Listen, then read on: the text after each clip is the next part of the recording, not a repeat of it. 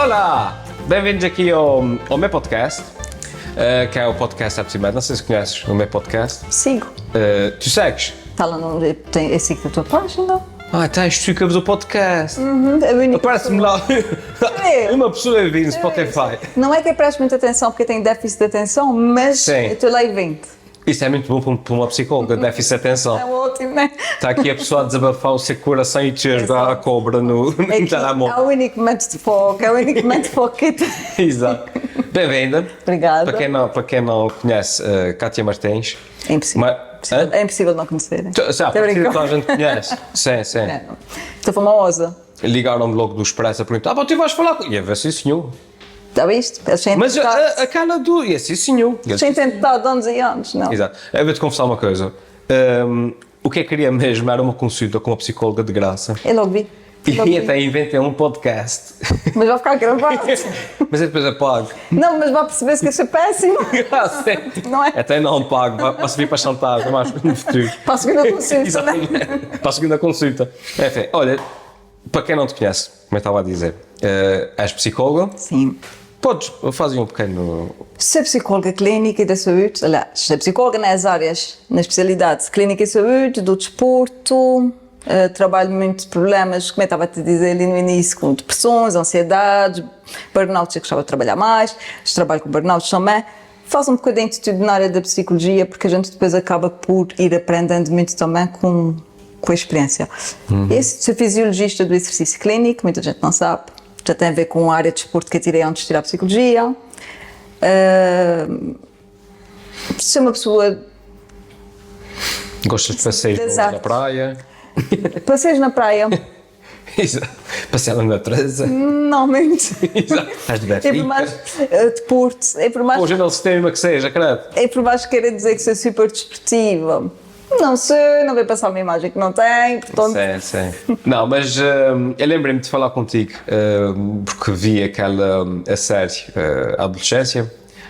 Não sei muito bem como é que se diz em inglês, Adolescence. Não vais-me pôr aqui... Exatamente, tá Adolescence, Adolescência, pronto. E tal como, eu já escrevi sobre isso nas minhas redes, entrei um bocado na série assim, meio cético, todas as modas e tal, e depois quando vi disse, ok, afinal, pronto.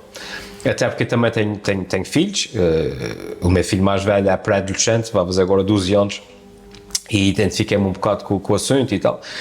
E depois o próximo passo lógico foi, seria giro falar com alguém sobre a série, mas do ponto de vista mesmo mais técnico e profissional, e lembrei-me de ti. Eu viste a série? Vi. Primeiras impressões? É assim, eu gostei logo da série. As pessoas estavam a falar muito mal do último episódio, não sei se viste falar. Não. Porque era muito, muito lento. O que é que acontece? O último episódio as pessoas acham muito seco, muito secante, mas aquilo dali, tem havido muito... O que é que gostei mais, por acaso? Porque é o retrato do que é que acontece Sim. pós uma ação daquelas, não é um crime daqueles, mas com a família. Exatamente. Aquilo é para retratar que a consequência depois não é só para a gente, não é só eu ir presa porque cometeu um crime. Claro. Depois o que é que acontece com aquela família. Portanto, esse episódio é mais lento.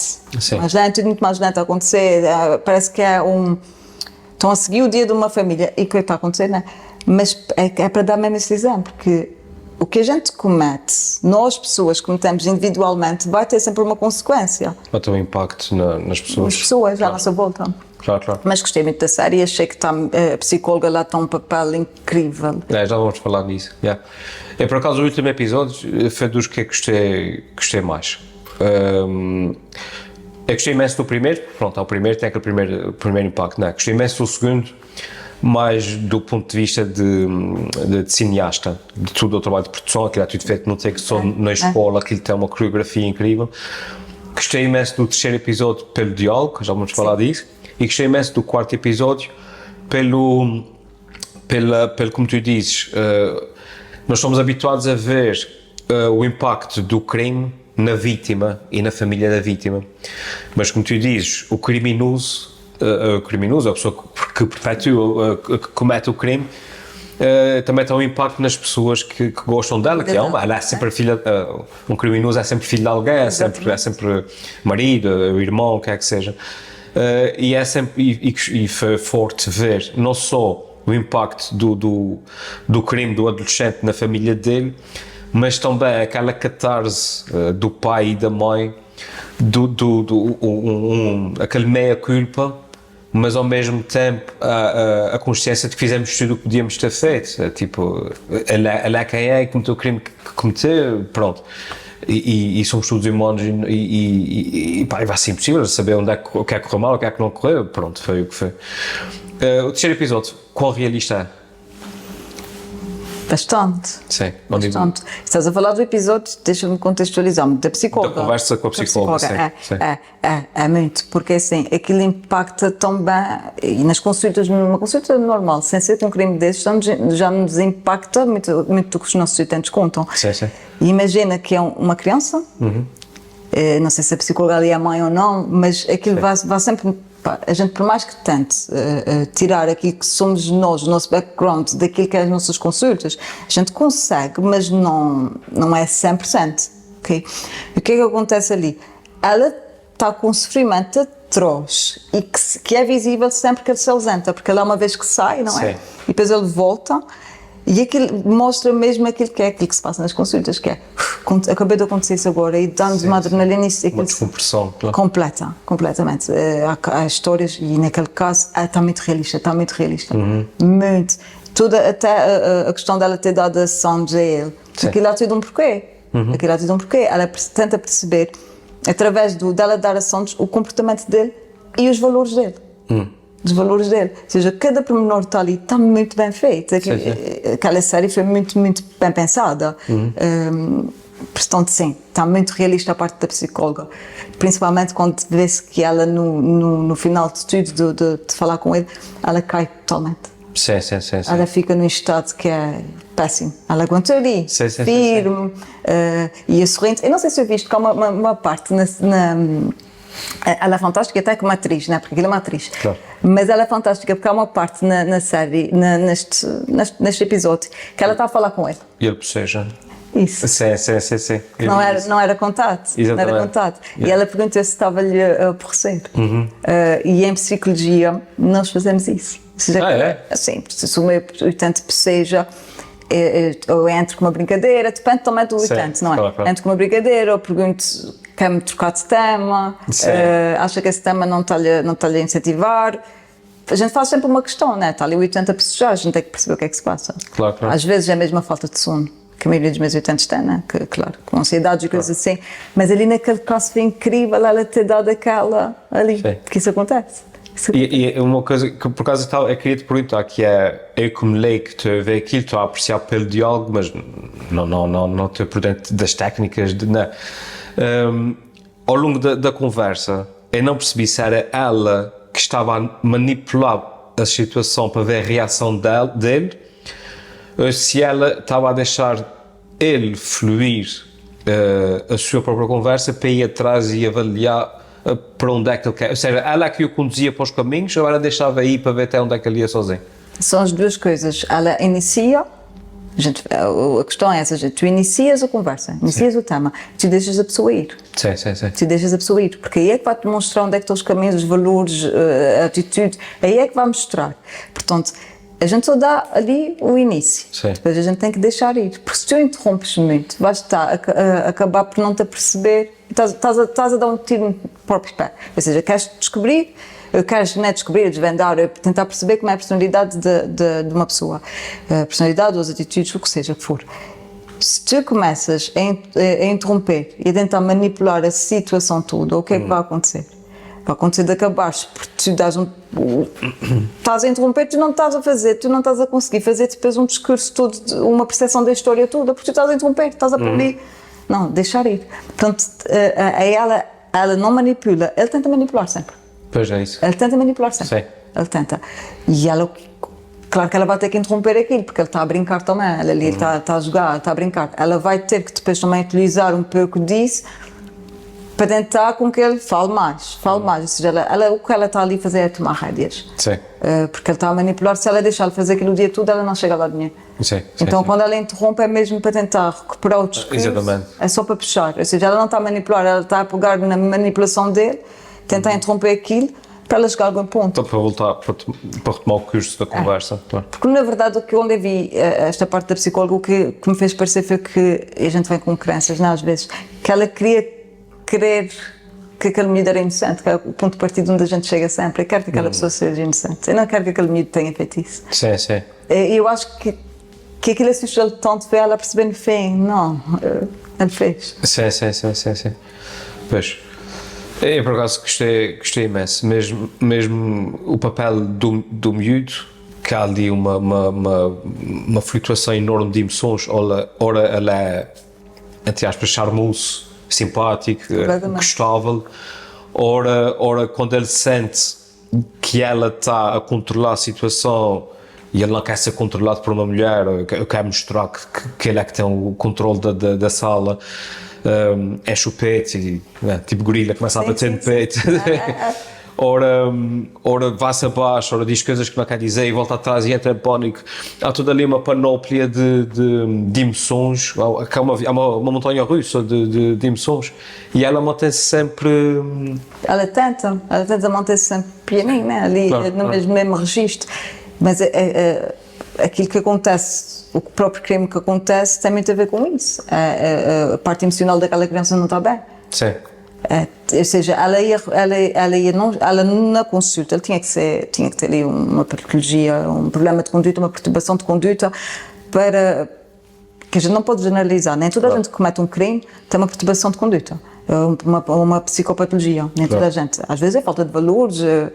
Naquele caso daquele, esta é a minha percepção, parece-me que pode ser, porque depois ali há uma fragilidade de autoestima, há toda uma manipulação, aquele miúdo não está bem, ou seja, essa flutuação de emoções que vai surgir enquanto ele está a ser inquirido, vem muito ao encontro também daquilo que ele estava a sentir muito antes, que é porque esta miúda acaba por descobrir que ela fazia supostamente bullying com ele. Sim. Ou seja, o miúdo já está estragadíssimo. Aquilo já vai num ato de impulsividade, provavelmente. O que ele fez já vai num ato de impulsividade e isso é a tal flutuação de emoções. Sim. Que passa, estás bem, estás num momento agressivo. Ou seja, eu acho que aquela série está fantástica por isso, porque vai mesmo... O que nos leva um bocado então à relação dele que depois acaba por ser um bocado o tema da série, que é a relação dele com o pai, com os pais, e a influência da internet e de tudo o que lhe aparece numa idade em que o cérebro dele é altamente moldável e ele ainda é uma criança, mas já tem a força do adulto, etc. E ali o tema é um bocado um pai, não é? Que é um pai presente fisicamente, mas um bocado também por causa da forma como ele próprio foi criado. É um pai que é ausente emocionalmente. E como é que ele demonstra amor? Através de gestos práticos, através ele é um bom pai, mas para ele mostrar amor, de repente é oferecer uma bicicleta, de repente é arranjar alguma coisa, de repente é como os cereais. É o fazer. Exatamente, pronto. E percebe-se que o miúdo preenche esse vazio emocional através de figuras, entre aspas, paternais que ele vai apanhando na internet e que lhe é alimentado através dos algoritmos, o que é uma péssima fonte para a criação de uma personalidade. Dito isto, de que forma, sendo que cada pessoa é uma pessoa, obviamente não se pode generalizar, é que isso, nesse caso em específico, isso afeta o personagem dele, ou seja, tem um pai presente fisicamente, mas ausente emocionalmente. O pai é presente na parte daquilo que estavas a dizer, prática, mas se não é presente emocionalmente, não vai mostrar ao filho que está disponível para vir o filho e as emoções do filho. Sim. Então, falar de emoções para uma pessoa que não está disponível emocionalmente para ti, está na prática, está lá, mas que não te dá essa abertura, vai influenciar o facto de tu teres que ir buscar. E não é o desabafo nas emoções, às vezes vais buscar as dopaminas, os prazeres imediatos na internet para satisfazer aquela tristeza, para culminar, né? A tristeza que estás a sentir e vais na busca na internet, aqueles vídeos, a internet, as redes sociais têm um lado muito bom, mas têm um lado muito mau. Ou seja, o que é que acaba por ser? O pai não demonstra que é possível, que ele está aberto a trabalhar as emoções com o filho, não é? Então, o filho o que é que vai fazer? Vai para a internet, ele não sabe trabalhar emoções, ele não sabe lidar com emoções. Tudo o que ele vai receber, porque a gente vai procurar o que é na internet, a validação. Sim. Validação. O adolescente, é só no século XIX é que a adolescência foi, o termo adolescência é que foi criado. Sim, sim. Portanto, não tem assim tanto tempo. Ou seja, eu vou procurar a minha validação na internet, com gente que não conhece parte nenhuma. Sim. Gente a quem eu não lhe digo nada dessas pessoas. Porque em casa, não é que eu não tenho essa validação em termos dos meus pais não acreditarem em mim, mas não tenho ela dita, verbalizada, Sim, vou buscar na internet, vou buscar de forma errada, eu não tenho competências para lidar com não prestas, não és assim tão bonita, não és assim tão inteligente, o que é que vai acontecer comigo? Eu não tenho essas competências, o meu pai não me deu, eu também não vou desabafar com o meu pai sobre isso para lhe esclarecer isso, claro. tentar modificar essa ideia, eu vou acumular, eu vou ser cada vez pior a lidar com as minhas emoções, porque aquilo é um acúmulo, ou seja, nunca vai ser resolvido, e é claro que tens a ligação a isso, o pai não trabalhando disso, eu indo buscar a validação por fora, 2 mais 2, a gente vai pegar 4, e é isso que vai dar, vai buscar a validação nas pessoas erradas, e não saber lidar com a não validação, que quero, que eu procuro, e vai dar no que foi, naquele drama todo. Pois. Mas, agora surge-me outra dúvida, que é: qual é a diferença entre um adolescente, por exemplo, eu quando era adolescente, os meus pais também não vêm de uma geração que a gente ia falar do amor, das emoções, a gente resolvia os problemas do dia-a-dia, pronto. Mas também, é uma questão geracional. E eu também ia buscar os meus ídolos, na altura não havia internet, mas ia buscar a música, aos Kurt Cobain, aos Schwarzenegger, ou não sei o quê, pronto. Da mesma forma que esses miúdos vão buscar hoje os modelos masculinos, ou os influencers da internet, eu ia buscar o Sylvester Stallone. Sim, pronto. sim. E para mim os problemas resolviam-se com músculos e pancadaria, pronto.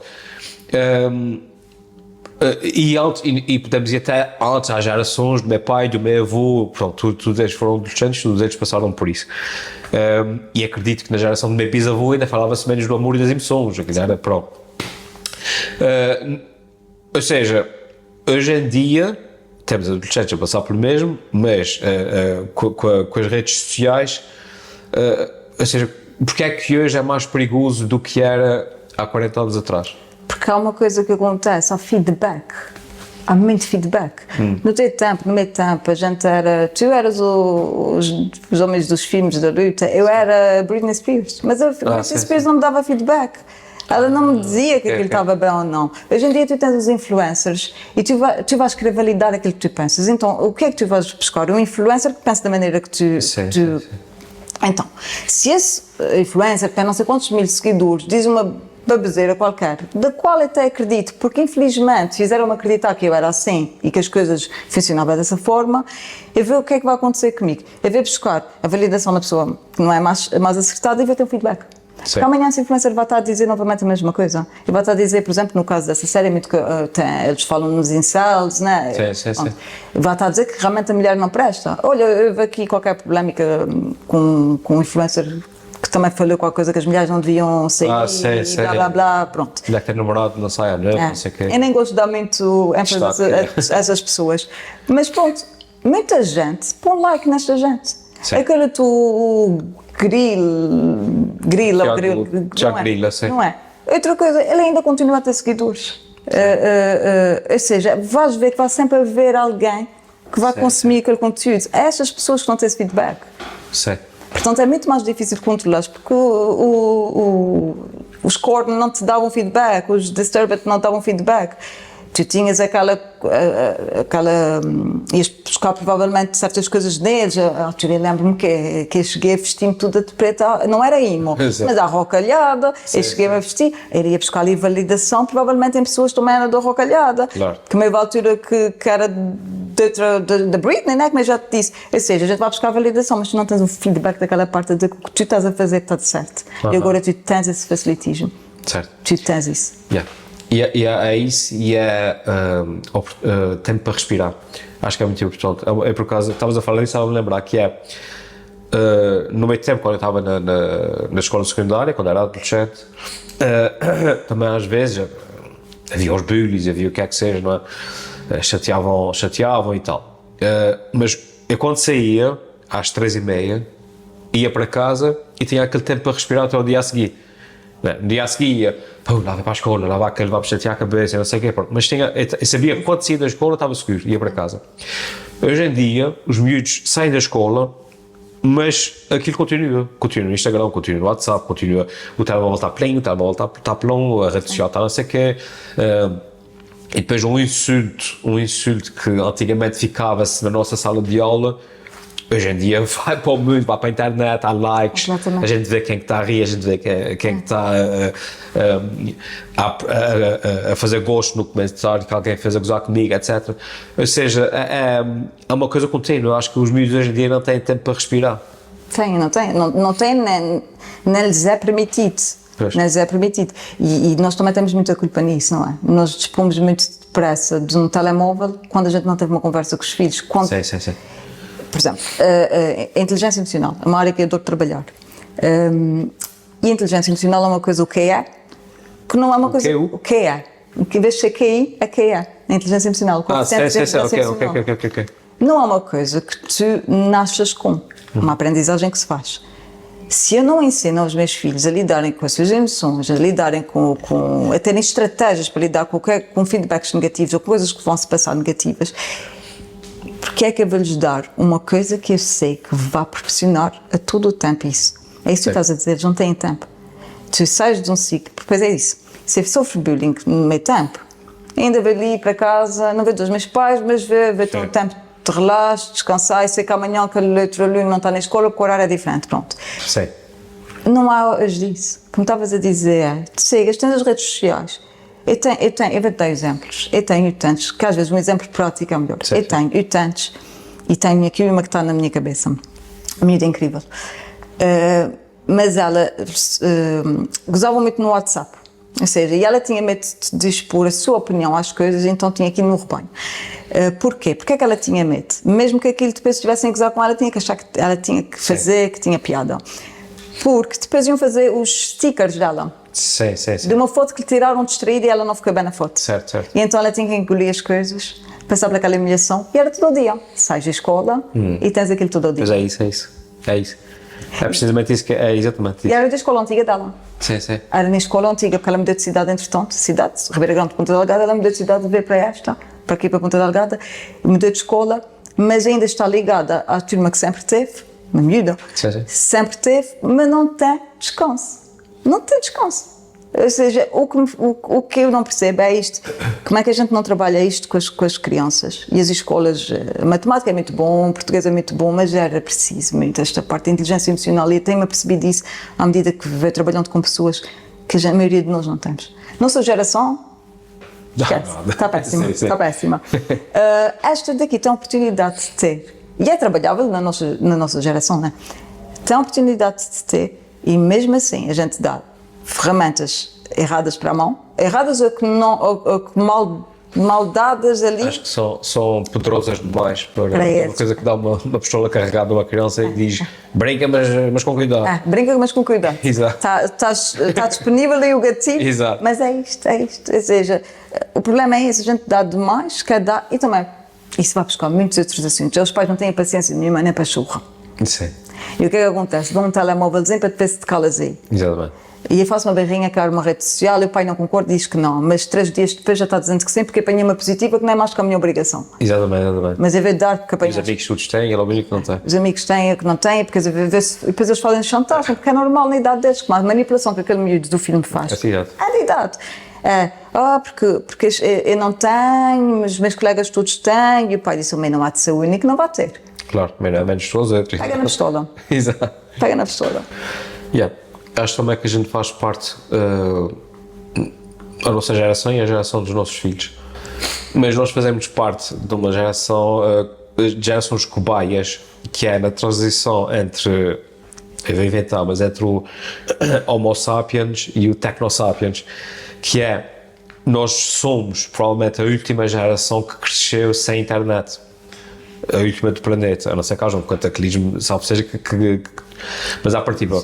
E os nossos filhos são a primeira ou a segunda geração a crescer num mundo totalmente digital. E a gente ainda não tem total noção, porque ainda não tivemos tempo para estudar isso de forma... De quais são os verdadeiros efeitos disso nas crianças, nos adultos, nas pessoas em geral.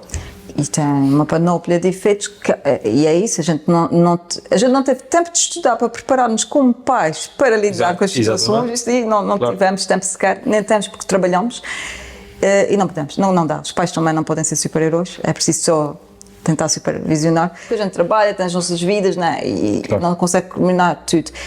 Nós somos apanhados numa altura em que isto está com uma evolução tão grande do que é tecnológico, que eu própria, que estou a tirar a engenharia informática...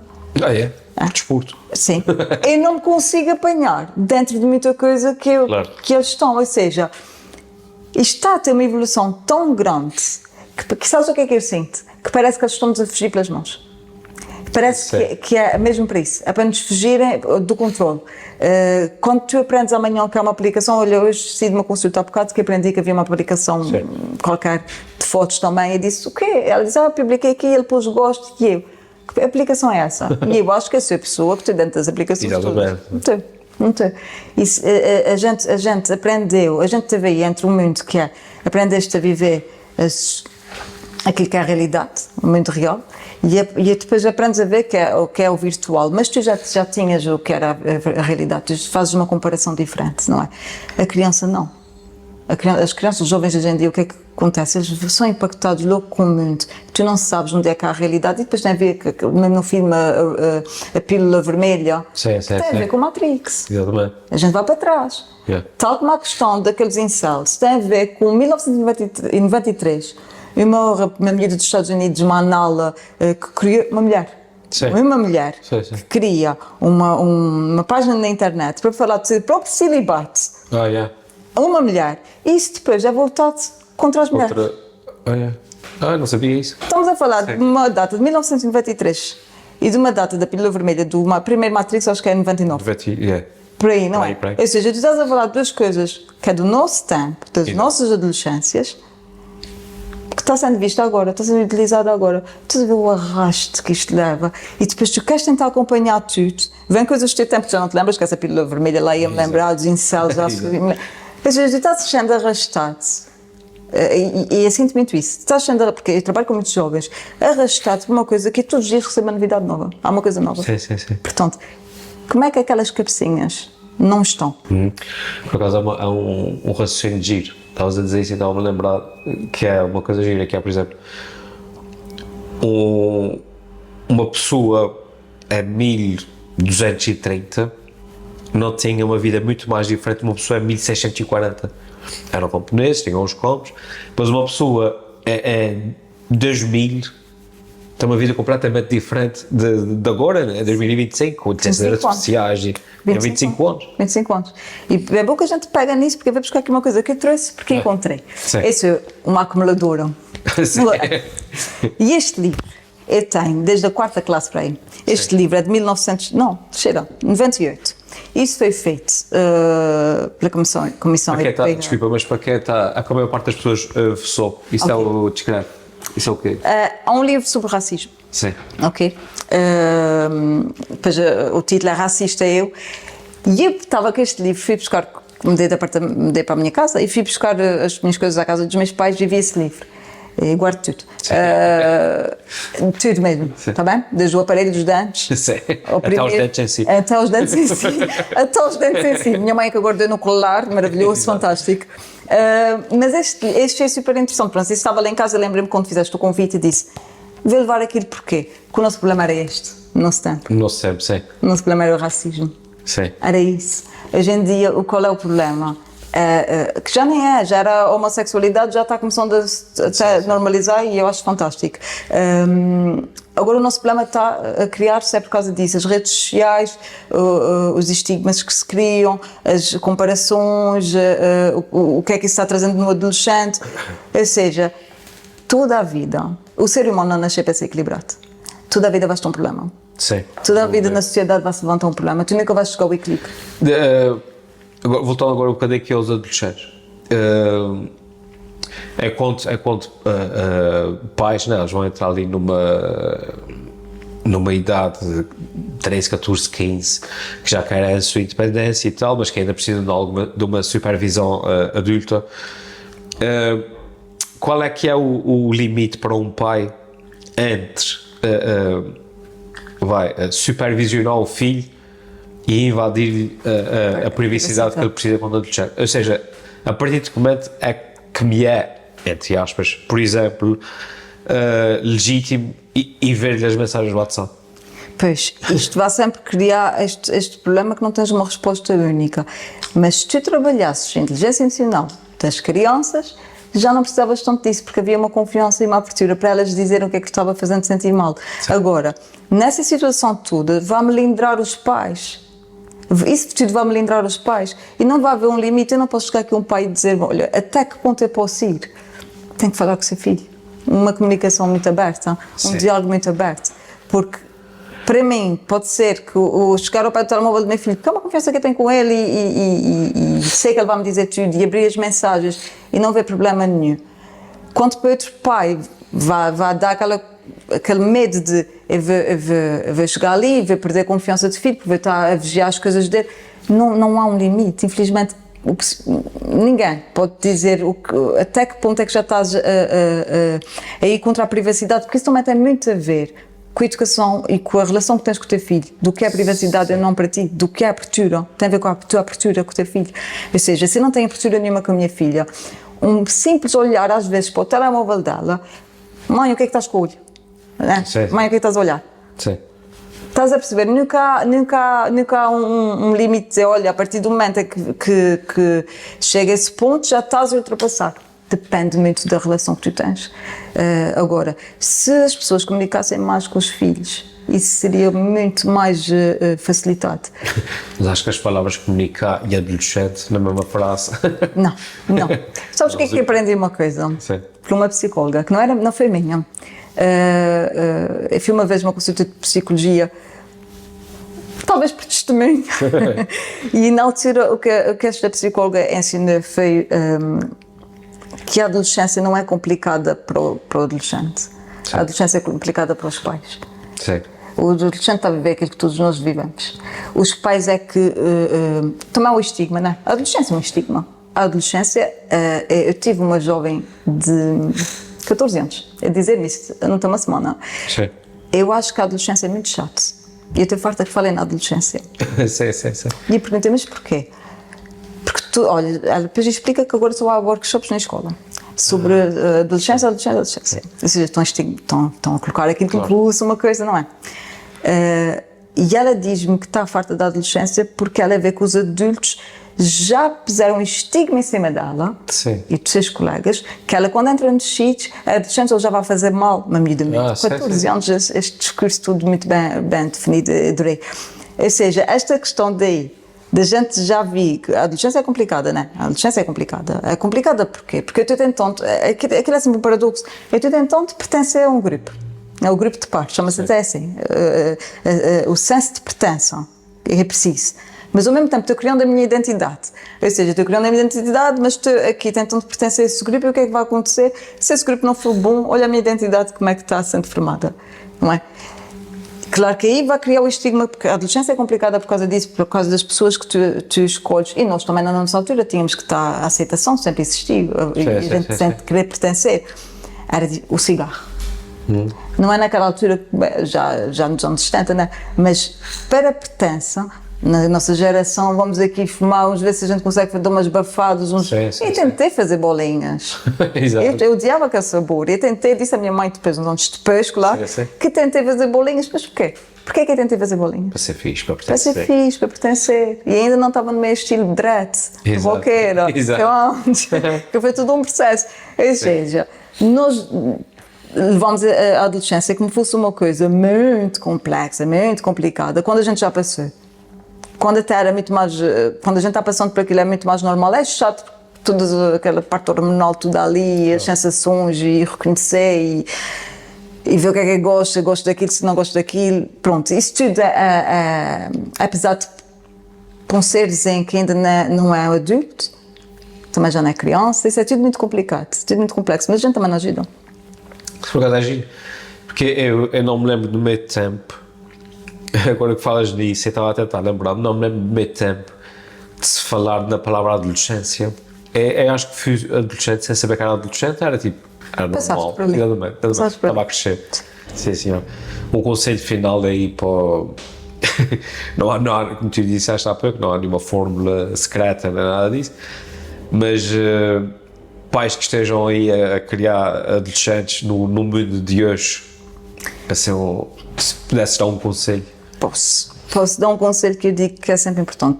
Da mesma maneira que eu vou ao dentista, eu não estou fazendo propaganda da minha área também, mas da mesma maneira que eu vou ao dentista, sim, eu vou ao médico, também saber como é que...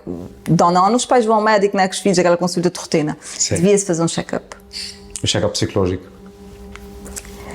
Porque o psicólogo vai se deparar ali com alguma coisa, e não quer dizer que a criança depois fica a ser seguida pelo psicólogo, mas a partir do momento que fizeres um check-up, já tens noção do que é que pode estar ali a falhar, pode ser da tua parte, como pai. Sim, sim.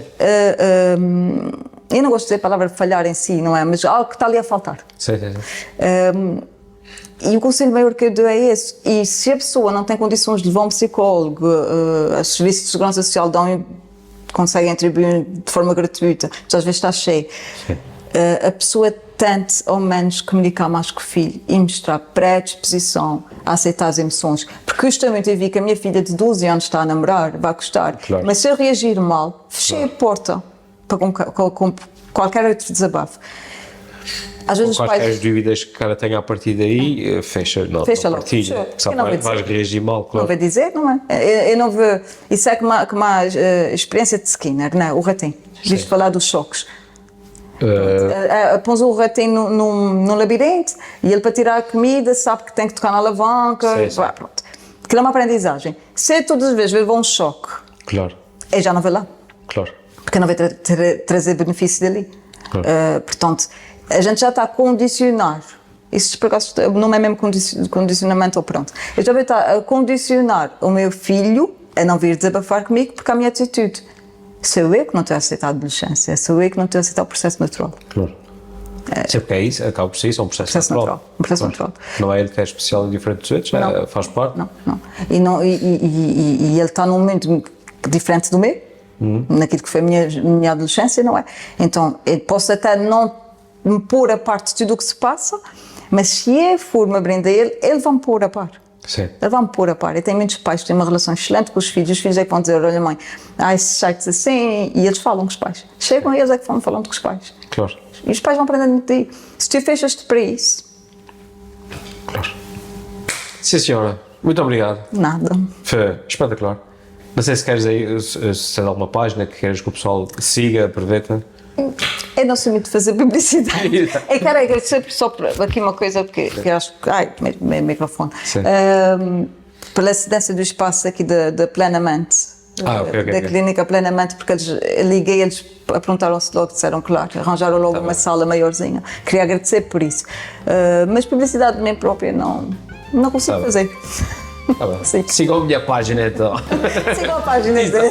Que é mesmo bom para lá. Eu também sigo. Pessoal, obrigado, até à próxima, fica bem, respira e nunca sei como é que se acaba estas coisas. Tchau, até para a semana.